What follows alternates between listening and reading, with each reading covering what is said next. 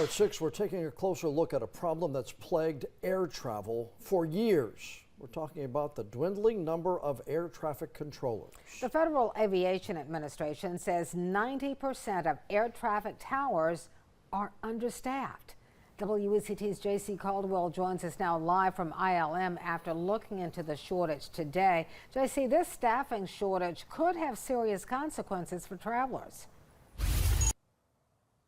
Yeah, that's right, Fran. I was actually traveling this past weekend and trying to get back to ILM, and one of my flights was delayed, and the pilot said it's because of air traffic control shortages. Other than that, it also raises concerns about safety, and it's a problem the FAA says they're trying to solve. Every time you fly in and out of an airport, you may not realize it, but it's not just the pilot helping you land safely. It's also air traffic controllers watching from a tower like this.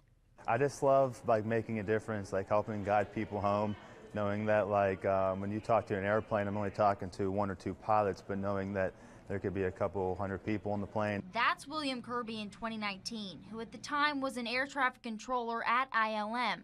His job was to manage the flow of aircraft in the air and on the ground to prevent collisions and organize traffic.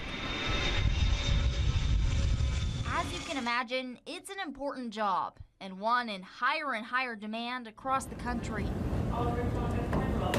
The Federal Aviation Administration says over 90% of air traffic control towers are understaffed across the U.S.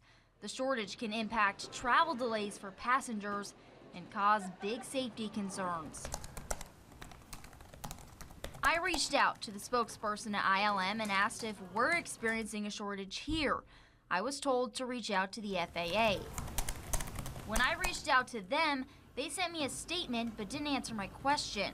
But according to a trusted website among the air traffic controller community, ILM is seeing a shortfall of 5 less employees than their goal. So are other cities around the state. Charlotte had the lowest vacancy rate with 14 open positions out of a target of 90 total.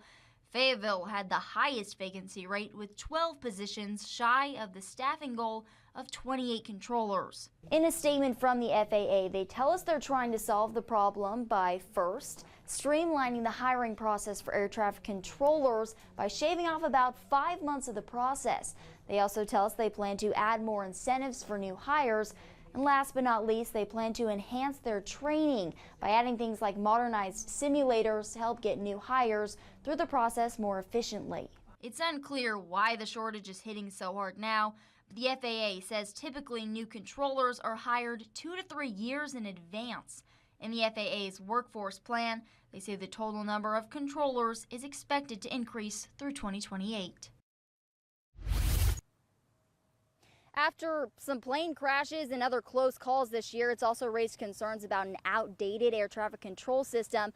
But in May, U.S. Secretary of Transportation Sean Duffy unveiled a plan to create a new one. I'll send it back to you guys with that. Reporting live from the airport, J.C. Caldwell, WECT News.